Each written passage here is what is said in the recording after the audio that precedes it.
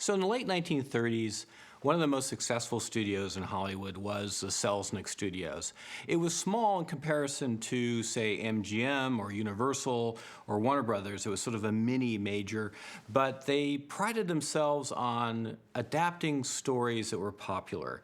Selznick was very successful buying novels and adapting them into film, and he felt that they should be adapted faithfully. And so Selznick brought Hitchcock over from London. He admired his work as a director, but he very much was the boss. Hitchcock worked for Selznick. So when Hitchcock had sort of exciting ideas about departing from the novel, it was Selznick that reined him back in to make sure that pretty much Rebecca was the book, so that when people went and saw the movie, they could remember their favorite scenes from reading the book.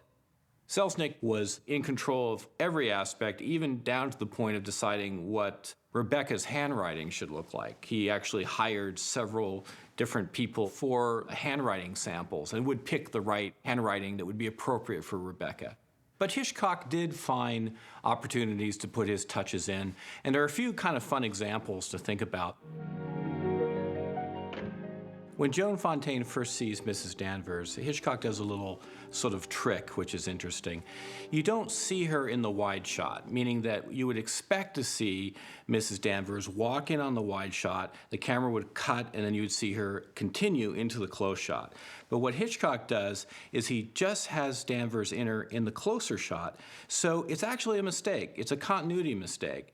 It's something that is not obvious, but in your subconscious sort of says, hey, she wasn't there before and now she is. So Hitchcock is looking for those touches to introduce that character as something's a little strange about this person. As an aside, I worked on Star Trek III, The Search for Spock, that had Judith Anderson in a matte painting shot that I worked on of Vulcan, and she played a Vulcan high priestess. She was much nicer on the set than Mrs. Danvers, by the way, but she certainly had all the qualities and character that would make a good Vulcan as well. Another Hitchcockian touch which is fun is when Gladys Cooper reveals something about Mrs. Danvers. She simply adored Rebecca. She's talking, and then the scene goes dark, and she turns sort of in profile as if having a realization. Sort of an emphasis to that moment is being portrayed. And the way they did that is she's actually talking to a rear projection screen. Gladys Cooper would have been photographed by a camera. That piece of film would be projected on a screen behind Joan Fontaine. So actually Joan Fontaine is just acting to the rear projection image. And the reason why they did that was that they were able then to dim the lights on the set to sort of create this sort of strange moment, this sort of personal moment. Another example is Joan Fontaine when she's in Mandalay. There'll be scenes where wind just blows in her hair. It's like Hitchcock set up a fan to sort of show that she's cold and kind of isolated. So again, it's another little touch. These are subtle things. These are subtle things that maybe you don't even notice, but they're there and they add value to the character and support her isolation in this giant mansion.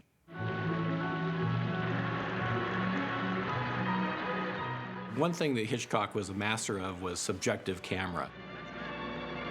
For example, the scene where Joan Fontaine is arriving at Mandalay and she sees Mandalay for the first time. It's her point of view, subjective camera, looking through the windshield of the car. The windshield wiper is going back and forth and you see Mandalay for the first time. And it's this moment in the film of excitement and revealing this amazing mansion. And so you see her point of view, and that's the subjective camera, and then it jumps back to her close-up and you see her reaction of seeing Mandalay for the first time. This is very much Hitchcock's technique for making movies.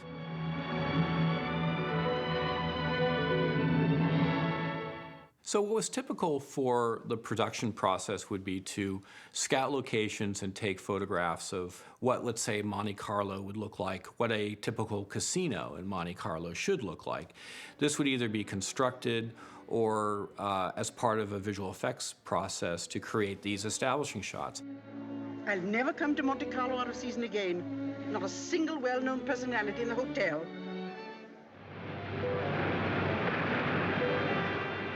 Instead of going to the south of France, they sent a crew to the coast of California. One particular shot is when Olivier is standing on a cliff, contemplating whether he's going to jump off and commit suicide. The location is actually here right near Big Sur at the Bixby Bridge, which is a famous bridge that you can go visit. And you can see the California coastline today. It's very clearly that's where they filmed that particular sequence. So it's not the south of France, it's actually California. It's where you tilt up to see a stand-in of Olivier on the cliff. There's also a set which was constructed on the soundstage, and this would be designed, so the production department would design what the set should look like, and then the set construction would create it, and that would be used for all the closer scenes of Olivier, and you know that it's actually the actor and not a stand-in. So lots of different things are going into making this sequence: location work, studio work, but not actually sending a crew to south of France, which would have been very difficult at the time because, as we know, World War II is about to begin. Part of the process of making movies back then was to use visual effects to save money and to give you production value. They called them trick shots back then, meaning that they were trick camera or tricks that would be in front of the camera, but they were very concerned that it not look like a special effect. They wanted to create scenes that were really just part of telling the story of the film, something that wouldn't stand out and be an obvious visual effect, but would be a realistic experience, giving you a production value and a scope that you otherwise couldn't afford to construct. So the team had just finished working on Gone with the Wind, and I'm sure in some ways working in black and white was probably a relief because color matching back in the day was very difficult with the old Technicolor cameras. Black and white's a little bit easier because it's more about just matching the tone of gray. And so that is a much more straightforward process than doing color work. Hitchcock, of course, started as an art director before he was a director, and so he would have been well-versed of visual effects techniques. He had used them in London, of course, when he was making his films over there. So when he came to Hollywood and worked with Selznick's visual effects people, I'm sure he felt quite at home working with them. Jack Cosgrove was the head of the Selznick department, and under him was Clarence Slifer, who was his cameraman, his visual effects cameraman, and Al Simpson was one of the matte painters, but he had a large department of several matte painters. They're kind of the unsung heroes that made the look of Rebecca, but for the most part gave their careers to Hollywood without really being recognized for their contribution in making the movie. Mandalay is a creation. It's created by the visual effects department at the Selznick studio. They do that with two techniques, through miniature photography and through matte painting. So to create Mandalay in miniature, they built two different miniatures at two different scales. One was quite large, about 50 feet wide. It took up reportedly an entire soundstage. And it was at such a scale that a doorway was about a foot high. So if you figure a doorway is about a foot high, you can kind of realize how giant this thing was going to be. And this was used for the shots of the little car. You see a miniature car arriving at Mandalay while it's raining. And of course, the same shot is the car arriving at Mandalay when it's on fire. And the scale of Mandalay being so large would have been very helpful for the scale of the flames. So when they actually burnt the miniature down, they were able to use a high-speed camera technique to make it look like a giant mansion was actually on fire. So for the end sequence also, they burnt the sets. They burnt Rebecca's bedroom, and you can see that it is engulfed in flames in real scale, with Judith Anderson in the foreground and sometimes her stunt double in the foreground as well. She apparently had asbestos sewn underneath her costume for added protection, but she's close to those flames. That's a very dangerous sequence. Additionally, Clarence Slifer, who was Selznick's visual effects cameraman, added more flames through an optical process. So he sandwiched the characters in between the real fire and then added fire in the foreground to make it look even more dangerous. One particularly good sequence at the end with the miniature on fire is when Joan Fontaine and Olivier embrace, and you see Mandalay on fire in the background, and it's a beautiful shot. So you can see that they shot the miniature with a high-speed camera so that the flames would look right, and they embrace in the foreground. It's very well done. The big miniature would be used in scenes like where Mrs. Danvers has a candle and she's walking at night and you see a little flame go by the windows. This would be like a little puppeted effect. There'd be a little light and a person kind of moving this to make it look like somebody's actually walking down the hallway. And then there's another scene where Mrs. Danvers closes the windows of Rebecca's room. It's when Joan Fontaine looks out across at the West Wing and you see Mrs. Danvers close the windows. She's actually a puppet about 8 inches tall, and you see the puppeteer sort of close the window and then shut them to try to make it look like it's a natural movement of a person, which is very effective. The second miniature was created because they actually couldn't get back far enough from this large-scale miniature for the sequences where they're approaching Mandalay at the beginning, during the prologue sequence. Traveling down the road and seeing Mandalay required you to literally get the camera further back, and they couldn't do it because they built the miniature too big. So it satisfied all the requirements for the scenes where it had to be on fire and for close-ups, but for the shot of traveling toward it, they decided to build a smaller miniature to get those shots as a separate sequence. That scale was smaller, it was more dollhouse size. The Mandalay miniatures were photographed by a visual effects cameraman named Eddie Linden. He was a visual effects guy that worked for Willis O'Brien on King Kong, so he was very well trained to shoot miniatures and added a lot to that sequence. His touches, I think, show that that sequence looks very realistic. You're not really aware that it's a special effect going on. It's just part of the storytelling process of establishing this huge mansion. So another part of creating this big mansion are the sets and the interiors, which would be built on a soundstage. But at a certain point, they're going to be taken over by the process of matte painting. And so typically a shot would be set up by Clarence Slifer, the visual effects cameraman for Selznick, on matte paintings. He would set up the camera, look through the lens, and then with a black mask, paint out part of the scene that would be reserved back for a second exposure. So that piece of film doesn't go to the lab and get processed. It goes to the Selznick Special Effects Department, and a matte painter is going to make a painting that gets exposed into that black area to complete the scene. This is a technique that saves a lot of money in set construction, and it gives you a value, a production value, that's much greater than what you can really afford to build as a set. So what the matte painting and the visual effects are doing are creating this big interior mansion, and you can see that Joan Fontaine is walking into the scene and looking around. Of course, right now it's just a set, but eventually the painting will be added so that it completes the scene as the interior banquet hall room.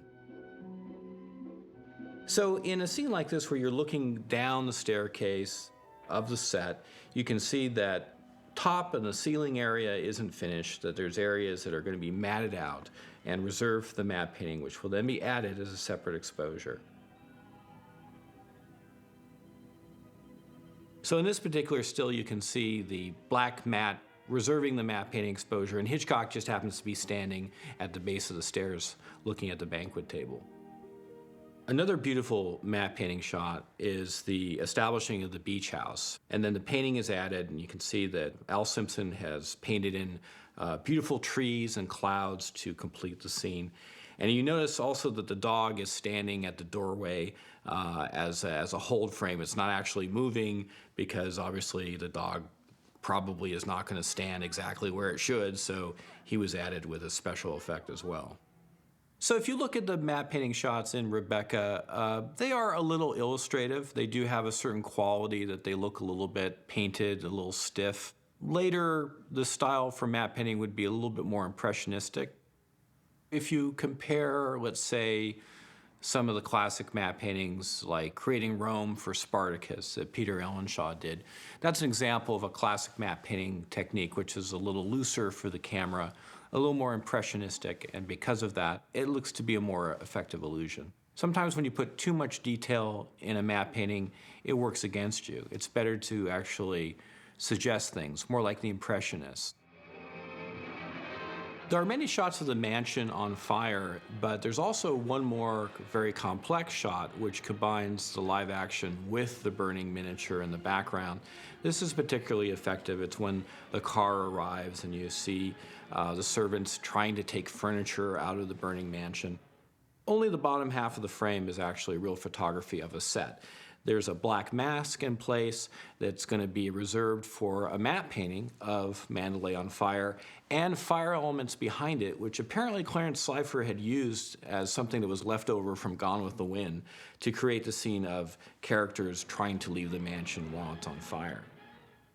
So Rebecca was nominated for an Oscar for visual effects, but it didn't win. It went that year to The Thief of Baghdad, which of course is a much more fantastic film. It's much more a visual effects epic. So Rebecca was more about invisible effects, telling stories. How do you best tell the story? Creating these environments.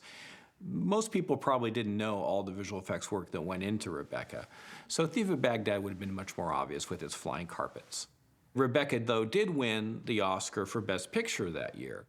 And interestingly, that Oscar went to Selznick because it was a Selznick production. Hitchcock actually was never awarded an Oscar for direction.